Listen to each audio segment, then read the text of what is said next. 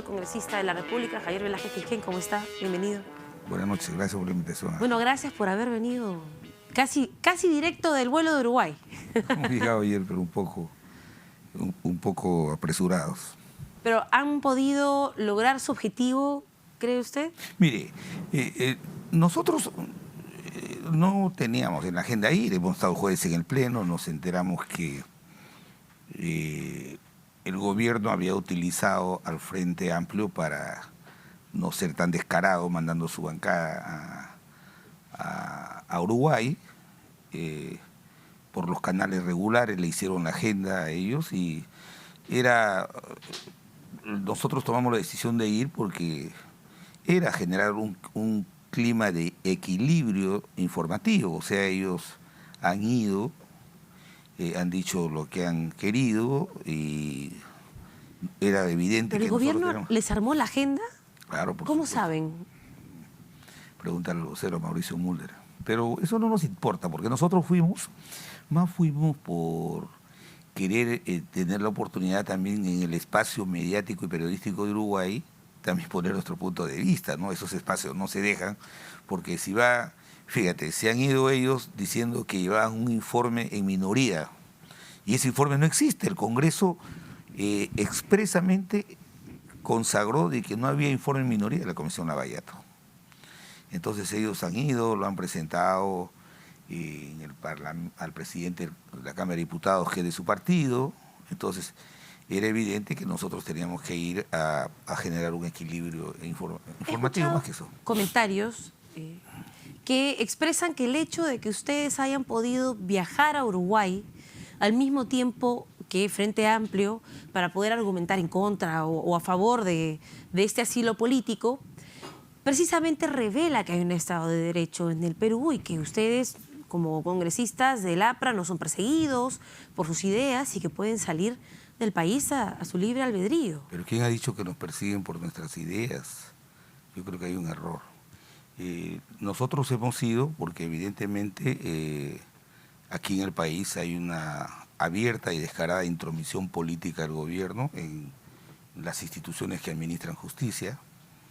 Y algunos sectores de los poderes públicos que administran justicia, especialmente un sector de los fiscales, han asumido el debate político del gobierno con la oposición y han llevado al ámbito de sus funciones este debate y, como ves, han priorizado el ataque a las fuerzas de oposición, al fujimorismo y al APRA. ¿Pero qué pruebas hay que esto esté dirigido por el gobierno?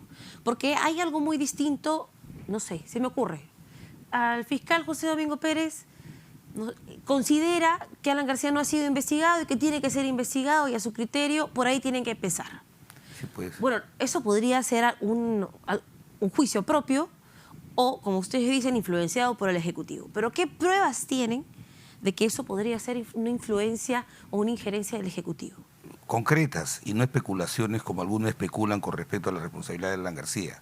La prueba concreta es que el gobierno ha estado varias semanas interesado en derribar la cabeza del Ministerio Público y ha auspiciado cuánto fiscal inferior se le ha revelado al fiscal de la Nación para desestabilizar la institución. Entonces, hay fiscales, no todo el Ministerio Público, porque hay muy buenos fiscales, como te digo, que han asumido esta confrontación política del Poder Ejecutivo con el Congreso, la han asumido y la han hecho parte. Por eso es que no es coincidencia que algunos fiscales hayan priorizado. Ahora, el tema Lavallato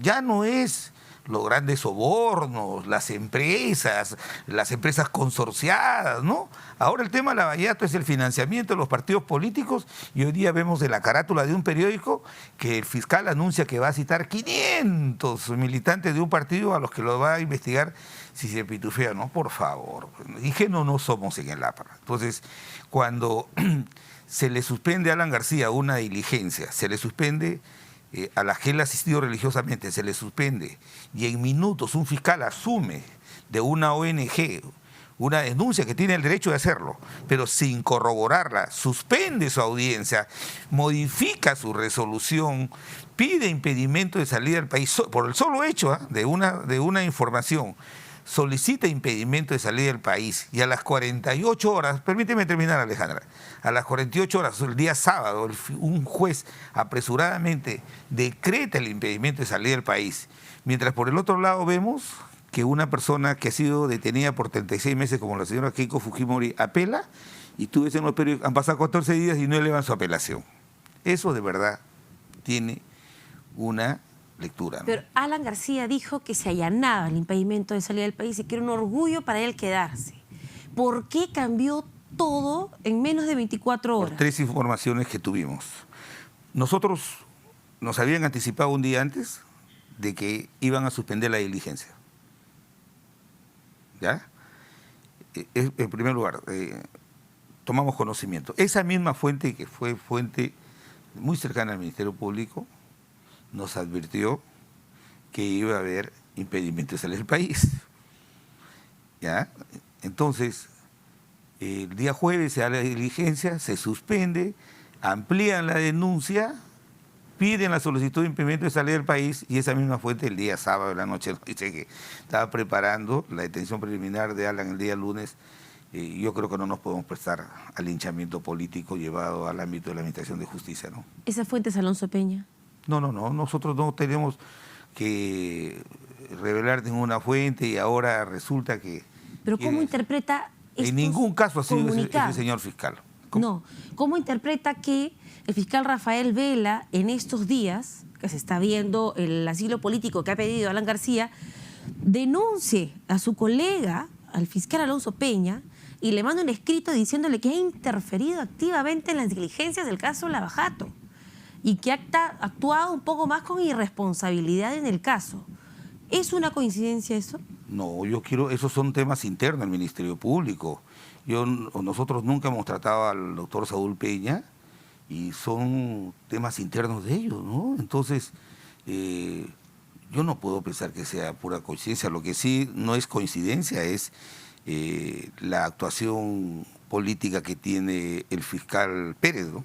Eso no es coincidencia, eso evidentemente tiene una intencionalidad, ¿no? En este caso,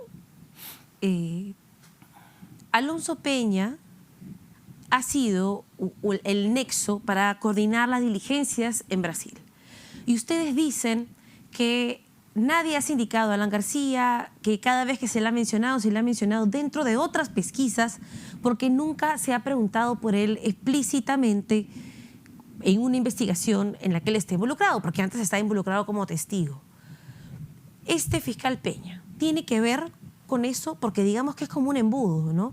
La coordinadora del caso Lavajato envía la solicitud para investigar a los testigos y quien envía esa solicitud de Perú a Brasil es Alonso Peña. Pero eso tiene que resolverlo el propio Ministerio Público.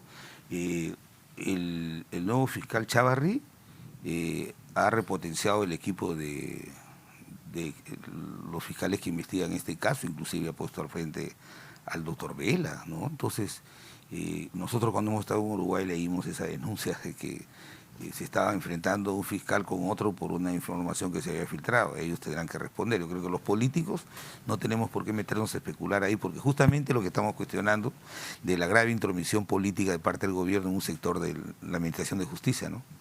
Pero cuestiona este pedido del presidente de la República para que renuncie el fiscal de la Nación como evidencia de esta intromisión en el Ministerio Público. Sin embargo, fue el fiscal Chávarri quien derivó todo el caso Lavajato a José Domingo Pérez cuando sacó a Hamilton Castro. Pero está bien, por eso te digo yo, nosotros no estamos responsabilizando al Ministerio Público en su conjunto, seríamos irresponsables. Hay fiscales que son muy técnicos, que no se dejan penetrar por la política, pero ahora dice hasta el presidente del tribunal dice, aquí en el Perú hay un Estado de Derecho. Claro, el Ministerio Público tiene autonomía, nosotros hemos defendido autonomía institucional, pero el hecho que haya autonomía de una institución no supone que puedan haber fiscales y jueces, fiscales especialmente y jueces, que por tener esa condición de tener cierta autonomía entienden esa función como extraterritorialidad. Y vemos cómo ese fiscal enfrenta y quiere descalificar a su jefe superior y hace política y entonces, bueno, Eso tenemos que llamar la atención, ¿no? Pero ¿cómo se puede sustentar persecución política a manos de una persona? No es así. Mira, hoy día, aquí lo que hay es una grave intromisión del gobierno. Te lo quiero explicar brevemente. La Constitución del Estado, que es una norma de mayor jerarquía que la ley, establece como un derecho fundamental la presunción de inocencia. El doctor Blume Fortini, presidente del Tribunal Constitucional, aquí en tu programa, te ha dicho que la presunción de inocencia es una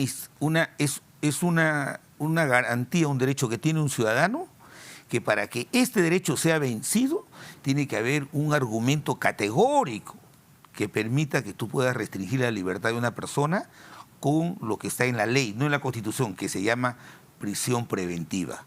Si no tienes esos argumentos, se tiene que mantener incólume la presunción de inocencia. En cambio aquí hay un sector de jueces y fiscales que hacen tabla rasa. Yo he escuchado aquí al doctor Blume Fortini, y esos fiscales no han leído su sentencia que él ha sacado sobre el caso Yanta Humala, Nadine Heredia, porque todo lo que ahí dice la sentencia no la cumplen.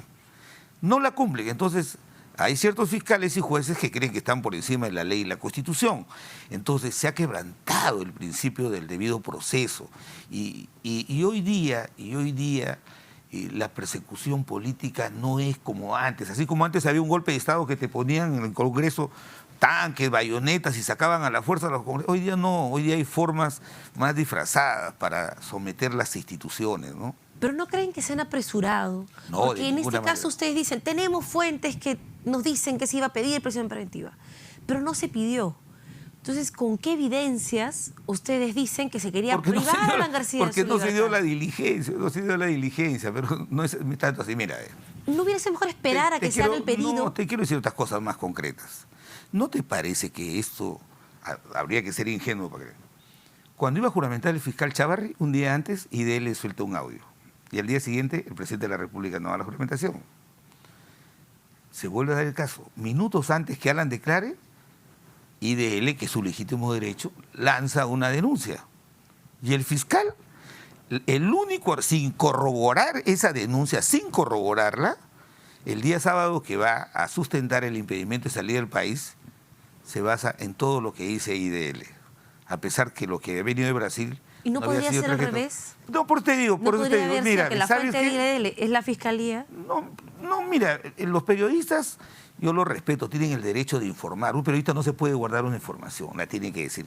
Lo que yo te digo, este tipo de coincidencias, más lo que nos informó la persona que nos advirtió de esta situación, nos llevó a tomar esta decisión. Pero... Ahora, esto para la investigación... ¿hay un cargo concreto así, objetivo contra Alan García? Fíjate, si por el solo hecho de una denuncia, el fiscal en minutos, ni siquiera dijo, denme unas horas para corroborarla, en minutos cambió el sentido de su audiencia, de su decisión, y pide impedimento de salida del país de 18 meses, ya te imaginas, entonces habría que ser muy ingenuo para no saber cuál era el camino posterior que iba a tomar este señor, ¿no? José Spínola, quien aseguró que el dinero con el que se había pagado a Alan García provenía de Odebrecht, y a su vez hay correos que dan a entender que ese dinero venía de la Caja 2, también delató a Andrés Sanguinetti como el nexo entre Odebrecht y la banca de Andorra. Andrés Sanguinetti es hermano del expresidente Sanguinetti con quien ustedes se reunieron. Pero eso muy bueno para tu sospecha periodística, pero eso para un tema judicial así debe ser tomada en cuenta. Pero lamentablemente hay un sector justamente de aquellos fiscales que están investigando a las fuerzas de oposición en el Congreso, tanto al fujimorismo como al APRA, que se han olvidado del lenguaje hipotético y ahora todo lo dan por hecho. Entonces, hagan la investigación. Es un hecho que José Spínola ha delatado a Andrés Sanguinetti. ¿Ya vieron? Mira, que lo digas tú me parece bien porque eres periodista. Pero todo lo que tú estás diciendo, eso tiene que ser corroborado judicialmente para que tenga valor probatorio. Pero existe un proceso. Nadie está diciendo que Alan García es culpable. Por eso. Es más, el fiscal José Domingo Pérez incluso no ha dicho que Alan García sea culpable. Él ha dicho, ahora sí vamos a poder investigar a Alan García. Entonces, precisamente, está yendo en busca de esas corroboraciones que usted pide. ¿Sabes qué te quiero? Sí, o sea, en este país se puede solo investigar a una persona a la que tú me acabas de reconocer que no hay un cargo concreto, 36 años preso, por favor, 36 meses preso, por favor. Mira, hoy día las sociedades democráticas investigan para detener. La cárcel es la última ratio, lo acaba de decir la Corte Interamericana de Derechos Humanos, que no digan que es muy vinculada al partido aprista. Lo acaba de decir el Tribunal Constitucional, aquí lo ha dicho el presidente del Tribunal Constitucional, que hay jueces carceleros y que eso no está bien. Esa sentencia, Ollanta Humala Nadine Heredia, ha generado pautas que los fiscales y los jueces, en este caso, han debido tomarlas en cuenta. No la toman en cuenta porque ellos dicen que están por encima de la Constitución y la ley. Por favor. Entonces nosotros hemos puesto a buen recaudo al presidente Alan García, pero no es para que eluda la acción de la justicia. No es verdad, es falso. Es falso. El asilo es una institución Escogió a Alan democrática. García Uruguay porque es uno de los únicos países en América Latina involucrados en el esquema de Odebrecht o en estas investigaciones que involucran a Odebrecht, que no ha firmado el compromiso para cooperar a nivel fiscal. No, no tiene nada que ver. Creo que empezó, yo estaba en Chiclayo, pero de lo que me ha conversado Mauricio Mulder, porque yo no he vuelto a hablar con el presidente Alan García, es que lo que empezó ahí es la tradición que tiene Uruguay en evaluar las solicitudes de asilo, ¿no? Eso es lo que ha pesado y por eso se pidió a este país, a este hermano país, esta solicitud, ¿no? El expresidente José Mujica dijo mientras ustedes estaban en Uruguay que sí es verdad que Uruguay tiene una tradición de asilo político, pero que si hay pruebas suficientes contra Alan García, el asilo no tiene sentido. Por supuesto que sí, y eso está muy bien. Pruebas suficientes. Acá lo ha dicho el doctor Vela, que no puede controlar a su fiscal, porque él dice, ¿por qué el presidente se ha apresurado si era una sospecha simple? Oiga, con una sospecha simple tú puedes limitar el desplazamiento de una persona con una sospecha simple, por favor. Pero no hay una sospecha simple, hay un depósito y la persona que le pagó dice que ese dinero vino de Odebrecht. Entonces tú sabes más que el fiscal. No. Pero lo que yo he dicho lo ha dicho el fiscal Vela. Entonces tú debes corregir al fiscal porque... Pero sospechas... No, pero lo que ha dicho el fiscal Vela es lo que ha dicho. Y revísalo, es lo que ha dicho el fiscal Vela, el superior del fiscal Pérez. Lo que pasa es que el fiscal no puede controlar, el fiscal superior no puede controlar a su fiscal inferior, bajo esta supuesta autonomía. Eso tiene que ver mucho... ¿Le parece con que el está golpe. descarrilado, entonces? No, esto José tiene que Domingo ver Pérez? mucho con la forma como ha venido desestabilizando el gobierno al Ministerio Público. O sea, queriendo hacer de la insubordinación, del quebrantamiento del principio jerárquico, queriendo hacer un escenario propicio para que se den este tipo de excesos. Entonces, acá se dice que se busca el asilo por la fuga, porque se tiene miedo. ¿Ustedes apoyarían entonces el pedido del fiscal de la Nación, Pedro Chávarri, que quiere que antes de que se obren diligencias por parte de uno de sus fiscales inferiores, se le consulte? No, lo único que tiene que hacerse es que se cumpla la ley. Mira, hay una ley de la carrera fiscal, hay una constitución, y eso se tiene que respetar. Lo que pasa en la institución como el Ministerio Público, el Poder Judicial, que lo resuelvan internamente. Fíjate, el presidente de la República ¿por qué llamó al referéndum? Por la grave crisis en la Administración de Justicia. Ya no habla del Poder Judicial. Ya no habla del Poder Judicial. Entonces, un Poder Judicial mediatizado, donde se dice, por favor, el presidente del Poder Judicial dice que el Poder Judicial actúa con absoluta independencia. Lo que sí creo que el Poder Judicial es autónomo, pero que dentro del Poder Judicial hay jueces que están evidente y abiertamente parcializados, ¿no? Entonces, eso no supone que haya la garantía de un juicio justo para personas que, obviamente, por tener una actuación política, son objeto de linchamientos mediáticos. ¿Ha leído usted la columna de Mario Vargas Llosa publicada en El País Hoy? Dice que si Uruguay concede el asilo a Alan García sería una vergüenza. Claro, mira, ¿quién avaló al presidente Toledo para que sea presidente? ¿Quién avaló al señor Ollanta Humala para que sea presidente? ¿Quién avaló al señor Pedro Pablo Kuczynski para que sea presidente? hay algo en común en los tres. Los tres está acreditado, no lo digo yo porque a mí no me gusta como abogado ser categórico. Siempre me gusta hablar en lenguaje hipotético. Por lo menos en el caso del presidente Toledo hay un caso ya casi cerrado, como lo dicen los juristas. En el caso de Pedro Pablo Kuczynski tuvo que verse obligado a renunciar. Y en el caso del señor Humala, que dígase de paso, ¿no? Que dígase de paso. Ha dicho de que aquí no hay persecución política. Y me gustaría que lea su declaración cuando a él lo detienen, y él dijo que lo detienen por persecución política. Entonces, el Nobel Mario Vargas Llosa, que yo lo leo mucho, lo respeto como novelista, pero como político me tiene sin importancia su declaración. Pero hay otra coincidencia entre Kuczynski, Toledo, Humala y García. Y es Odebrecht. Claro, porque los 4 gobiernos han trabajado estas empresas, pero no hay que generalizar. En todos los ámbitos de la vida hay gente que se doblega y hay gente que no se doblega. Por eso surge el derecho penal, un principio fundamental que debe informar en toda democracia. Las responsabilidades penales son individuales. No porque al señor Toledo le dieron 20 millones de dólares, yo tengo que decir, ¿sabes qué? A Humala le dieron 3 millones, no, faltan 17. Como hoy día un prestigioso encuestador dice, Alan García tiene miedo que lo investiguen, como el señor Nostra ha dicho que han dado para la línea 1 del metro 24 millones de dólares y solamente hay 10, tienen que investigarlo a él por los 14 millones, por favor. Pero en este caso, usted mencionó que Mario Vargas Llosa avaló a los presidentes mencionados, Toledo, Kuczynski, Humala. Él también mencionó esto en su columna y admitió que sí, claro, los había respaldado y que lo había hecho porque los pensaba honestos, pero que se equivocó y piensa que ellos, a pesar de que los respaldó en su momento, deberían ser procesados. Y piensa lo mismo de Alan García. Yo pienso que está equivocado nuevamente. Si se ha equivocado 3 veces, ¿por qué no se puede volver a equivocar? Y tiene razón de equivocarse, como él es un Nobel de la literatura, pero es un ser humano. Si se ha equivocado 3 veces, es justamente porque no conoce bien el país, pues. Entonces, no conoce la realidad del país y ahora a partir... Ya para terminar. A partir de una especulación no se puede de ninguna manera establecer una responsabilidad, ¿no?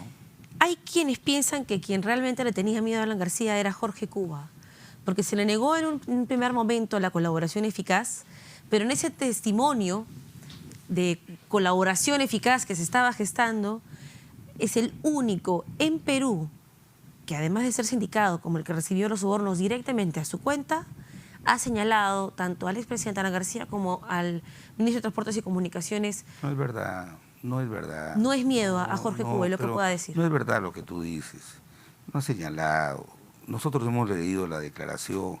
Él dice que Nostra le contó que había un escenario político, el tema técnico lo manejaba él, que el político lo manejaba Barata. Ahí terminó el relato del señor Cuba. Y dime, ¿y quién tiene a cargo la investigación de la declaración del señor Cuba? ¿No la tiene el señor Pérez?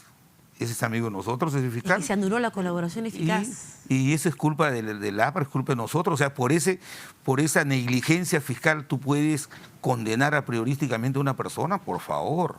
Entonces, todos estos elementos que tú muy bien los has descrito tienen que ver con nuestra convicción que tenemos.